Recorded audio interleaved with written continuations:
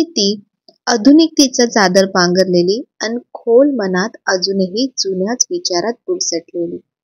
आजची ती वेगाने पुढे जाणारी आणि तिच्यातल्याच तिला हळूच मागे खेचणारी. आजची ती खूप आनंददायी वाटणारी, दुःख मनात लपवून आत्मविश्वासाने जगणारी. आजची ती निर्धावलेली, निर्धास्त, मोकळ्या वातावरणात गुदमरलेला श्वास, मोकळ्या वातावरणात गुदमरलेला श्वास, अशी आजची ती. हॅलो, नमस्कार, कसे आहात सर्व? मस्त आहात ना? मस्तच राहा सर्वांना. सर्वप्रथम श्री स्वामी समर्थ. तुम्हाला सर्वांना आजचा दिवस खूप छान, आनंदाचा आणि आरोग्यदायी जाऊ. तर सगळ्यांच्या घरातली कामच तर अशीच काहीशी सारखी सारखीच असतात. पण आज काही कामं करता करता मी तुम्हाला बऱ्याचशा काही टिप्स किंवा बऱ्याचशा काही गोष्टी छोट्या छोट्या अशा शेअर करणार आहे. तर सकाळी आज खूप, आता 2-3 दिवस झाले खूप थंडी सुरू झाली आहे आणि त्यामुळे मी सकाळी असं स्वेटर घालून माझं काम चालू आहे. हा माझा खूप खूप जुना स्वेटर आहे, पण ह्याची क्वालिटी ना स्वेटरची इतकी छान आहे ना, अजूनही जशीच्या तस, म्हणजे अजूनही जसाच्या तसा स्वेटर आहे. त्याच्यामुळे काही वेळा बघा, अशा खूप साऱ्या गोष्टी आपल्या खूप जुन्या जुन्या असतात, पण त्या देण्यासाठी किंवा फेकण्यासाठी आपलं अजिबात मन होत नाही. पण जर वस्तू चांगल्या असतील तर काय गरज आहे ना. म्हणजे नवीन घेण्यापेक्षा त्यात जर वापरल्या आपण, तर त्यांची जी ऊब आहे ती खरंच खूप म्हणजे चांगली वाटते. म्हणजे जेवढ्या जुन्या, जसं आपलं नातं जितकं जुनं असतं तितकं नातं ते फुलत जातं आणि तितकी त्याच्यामध्ये नात्यामध्ये ऊब वाढत जाते, माया वाढत जाते. तर तसंच वस्तूंचं सुद्धा काहीसं असतं. तर आता माझी सकाळची ही टिफिनची तयारी सुरू आहे. निष्ठाला आता बऱ्याच जणांनी विचारलं की ताई, निष्ठाची तब्येत कशी आहे? तर आता बरी आहे तिची तब्येत आणि तिची परीक्षा सुरू आहे. तर आता त्यामुळे तिच्या टिफिनचं सध्या काम नाहीये. तर ह्यांचंच सध्या फक्त टिफिन आहे आणि मी सकाळी एकाच वेळी सर्व चपात्या करून ठेवत नाही. कारण मग नंतर मग ती जेव्हा शाळेतून येते तेव्हा मग आम्ही गरम गरम पोळ्या बनवतो. कारण गरम गरम पोळ्या खाण्याची म्हणजे जी ही असते ना, मजा असते ती खूप वेगळीच असते. आई जेव्हा असायची ना, म्हणजे आई जेव्हा होती तेव्हा तिनेच ही सवय लावली होती आम्हाला, की गरम गरम तव्यावरची चपाती ती आणायची आणि प्लेटमध्ये घालायची आणि त्यामुळे आणखीन म्हणजे एक पोळी आणखीन एक्स्ट्रा जायची. तर मला असं वाटतं की आपल्या मुलांना पण ते मिळालं पाहिजे. जर त्यांची आई घरी आहे तर का नको. तर बघा, सकाळी सकाळी थंडीमध्ये असं तव्याचा किती चांगला उपयोग होतोय माझ्याकडून. म्हणजे इतर वेळी ह्या गॅसकडे, म्हणजे जेव्हा गरमी असते तेव्हा आपल्याला किचनमध्ये उभं राहायला सुद्धा कंटाळा येतो आणि आता थंडीमध्ये तेच आपल्याला किती हवं हवंसं वाटतंय. म्हणजे सकाळी चपात्या शेकवण्याच्या आधी मी पहिले माझे हात शेकवून घेतले. इतकं बरं वाटत होतं ना, म्हणजे थंड वातावरण होतं. पण मला थंड वातावरण खूप आवडतं गरमीपेक्षा. कारण गरमीमध्ये तुम्हाला माहिती आहे, गरमीमुळे किती सारे आजार आणि बऱ्याचशा गोष्टी असतात. पण असो, प्रत्येक वातावरणाचं, प्रत्येक ऋतूचं आणि प्रत्येक गोष्टीचं त्याचं त्याचं असं एक वेगळंच महत्त्व आहे. तर आता मी यांच्या टिफिन पुरत्याच चपात्या म्हणजे पोळ्या बनवते सकाळी आणि त्यानंतर बाकीच्या गोष्टी मग, म्हणजे बाकीच्या ज्या गोष्टी आहेत जेवणाच्या तर त्या नंतरच करते. म्हणजे गरम गरम आणि थंडीचं कसं जेवण गरम गरम खाल्लं ना तर ते आणखीन चांगलं वाटतं. तर आता माझ्या पोळ्या होत चालल्यात आणि आपण असं जेवण बनवताना बनवताना बघा, आपल्या डोक्यात किती सारे विचार काही ना काही चालू असतात. तर शक्यतो ना जेवण बनवताना काय करायचं, असे विचार येतात ना त्याऐवजी नामस्मरण करायचं. छानपैकी काहीतरी नामस्मरणाचं लावायचं किंवा छान सकाळची पहाटेची अशी छान भक्तिगीतं लावायची. त्यामुळे काय होतं ना, जे आपल्या मनामध्ये जे पण काही असे नेगेटिव्ह विचार यायला जी सुरुवात होत असते ना, ती तिथेच बंद होते आणि परिणामतः त्या सगळ्या गोष्टी, म्हणजे ती पॉझिटिव्हिटी तुमच्या जेवणामध्ये उतरत असते आणि ती ती पॉझिटिव्हिटी ते जेवण जे ग्रहण करत असतात, म्हणजे जे खात असतात, तर त्यांच्या मनामध्ये सुद्धा त्या गोष्टी उतरत असतात. तर म्हणून ही एकदम छोटी आणि खूप महत्वाची गोष्ट आहे, जी आपण गृहिणींनी अन्न बनवताना नक्की लक्षात ठेवली पाहिजे. तर मागच्या वेळी बघा, मी बेस्टला जे हा टिफिनचा डब्बा घेतला होता, तर तुम्हाला म्हटलं होतं की मी वापरल्यानंतर तुम्हाला याचे रिव्ह्यूज नक्की देईन. तर खूप खूप छान डब्बा आहे. म्हणजे खूप व्यवस्थित आहे. टिफिन व्यवस्थित जातो आणि स्टीलचा आहे त्यामुळे आणखीन मस्त पडतो. तर तुम्हाला पण ज्यांना घ्यायचं असेल ना, तुम्ही नक्की घेऊ शकता. मी नक्की रेकमेंड करेन. तर आता सकाळचं सगळं आवरलंय. यांची ऑफिसची तयारी सुरू आहे. निष्ठा शाळेला गेली आहे आणि त्यानंतर मला ही खूप आधीपासूनची सवय आहे, की मला सकाळचं जे वातावरण असतं ना, ते खूप फ्रेश आणि खूप आवडतं. त्यामध्ये जितकेही काही मला असे वाटतात, की जी महत्त्वाची कामं आहेत किंवा छानपैकी तुम्हाला काही लिहायचंय, काही लिखाण करायचंय. कारण पहिले कसं असायचं, जेव्हा मी अभ्यासाला बसायची ना, तो सकाळच्याच वेळेमध्ये अभ्यासाला बसायचे आणि त्यामुळे मला ती म्हणजे खूप चांगलं वाटतं असं सकाळी-सकाळी जे पण काही महत्त्वाची कामं असतील ती करायची. तर आज खूप दिवसांनी मी असा लॅपटॉप ओपन केलाय आणि कारण बऱ्याचशा सगळ्या गोष्टी एडिटिंग वगैरे मी सगळं मोबाईलवरतीच करत असते आणि त्याच्यामुळे लॅपटॉपला खोलायला, बघायला तेवढा मला खरंच वेळच मिळत नाही. कारण आपली दिवसभराची कामं सुरू असतात. पण सगळ्या गोष्टी आपण केल्या पाहिजेत. सगळ्या गोष्टी आपण शिकून घेतल्या पाहिजेत. जितकं आपण ह्या सगळ्या गोष्टींमध्ये पुढे जातोय, तितकंच आपण आपलं घर, आपल्या बाकीच्या गोष्टी सुद्धा आपल्याला चांगल्या प्रकारे मॅनेज करता आल्या पाहिजेत.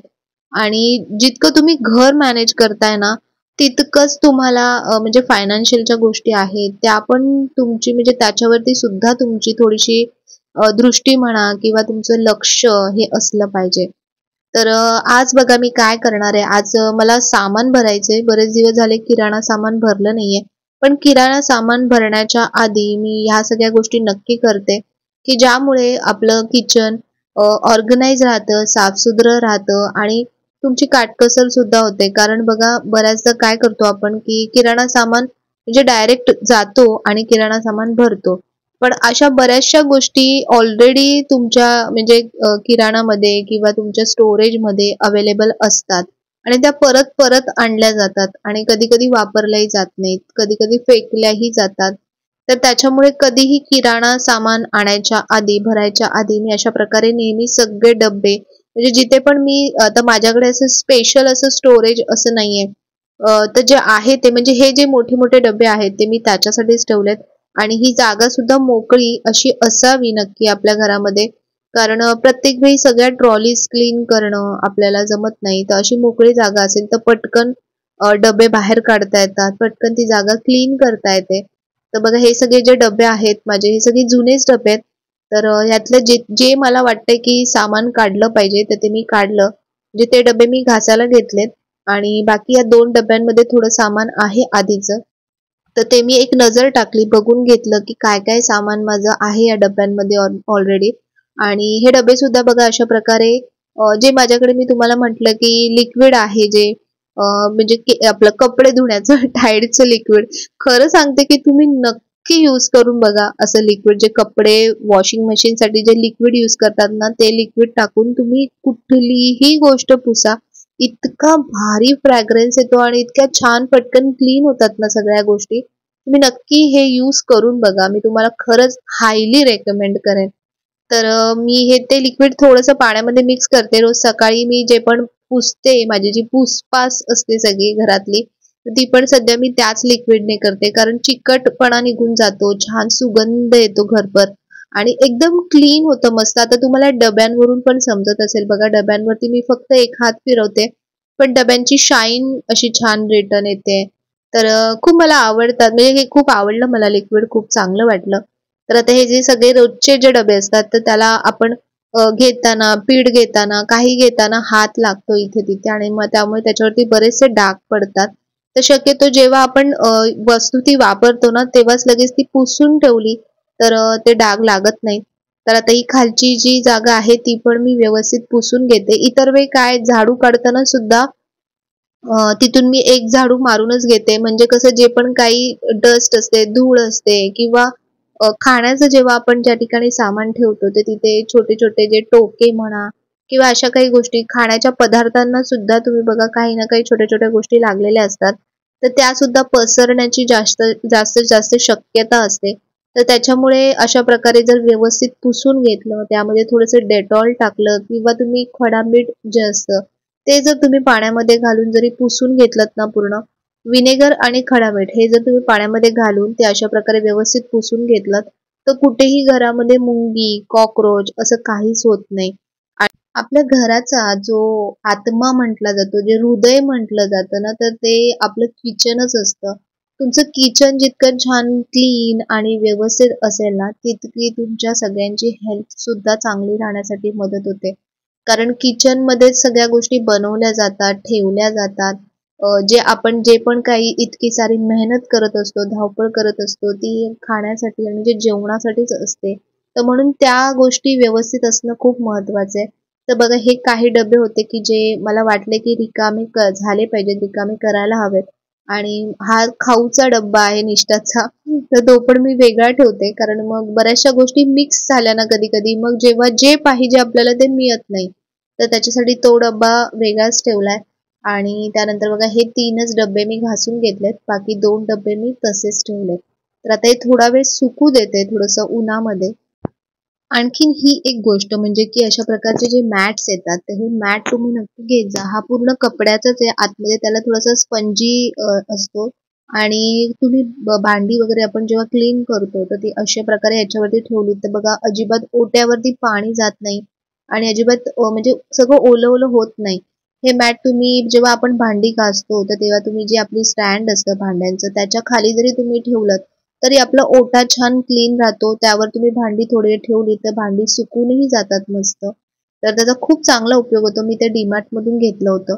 आणि बघा आता हा डब्बा सुद्धा माझा रिकामी झाला होता. तर तो डब्बा मी पूर्ण क्लीन केला आणि त्यानंतर म्हणजे व्यवस्थित पूर्ण थरोली घासून घेतला. ही माझी एक खूप आधीपासूनची सवय आहे, की कुठलाही डब्बा म्हणा किंवा काही म्हणा जे जेव्हा खाली होतं, तर मी तसंच त्याच्यात दुसरं सामान भरून ठेवत नाही. तो डब्बा पूर्ण क्लीन करते आणि त्यानंतर त्यात नवीन सामान भरते. त्यामुळे काय होतं, की जे तुम्ही नवीन फ्रेश सामान भरताय, ते जुन्या सामानासोबत मिक्सही होत नाही आणि तुमची म्हणजे लगेच हातोलाग तुमचं ते भांडंही साफ होऊन जातं.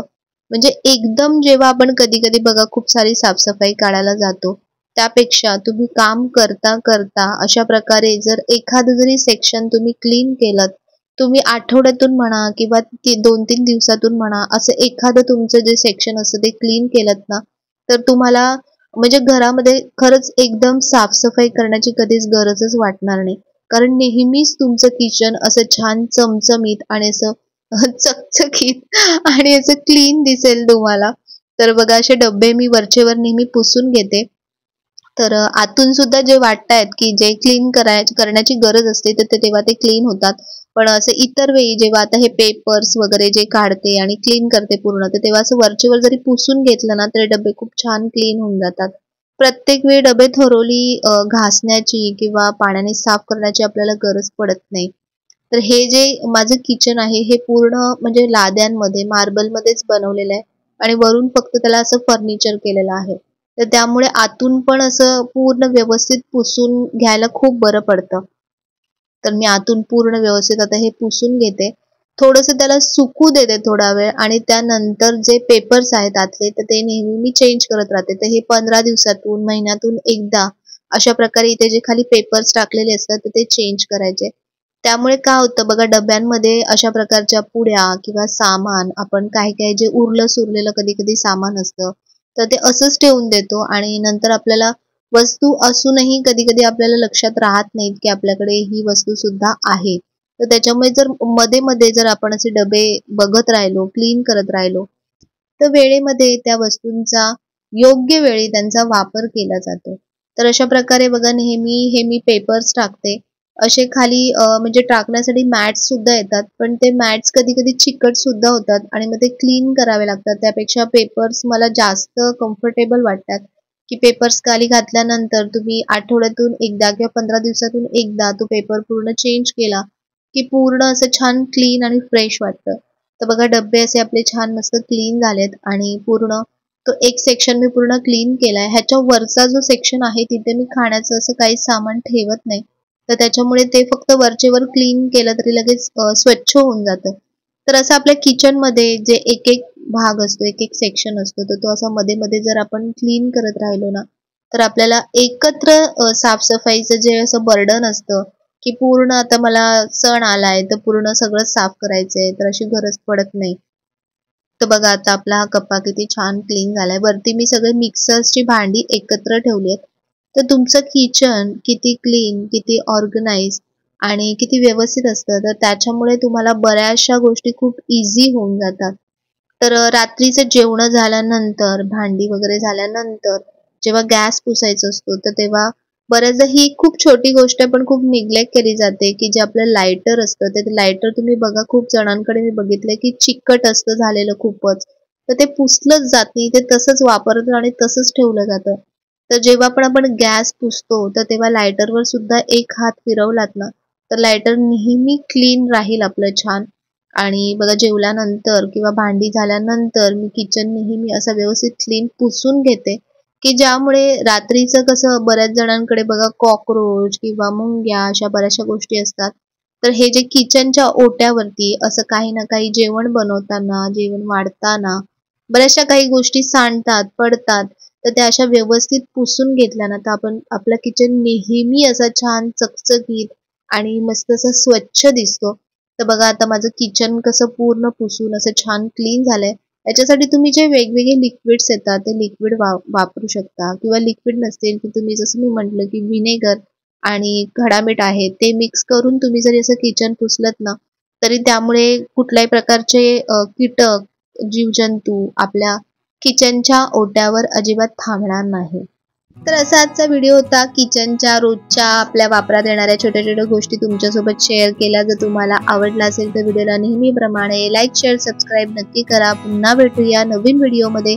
तोपर्यंत सर्वांना बाय आणि सर्वांना श्री स्वामी समर्थ.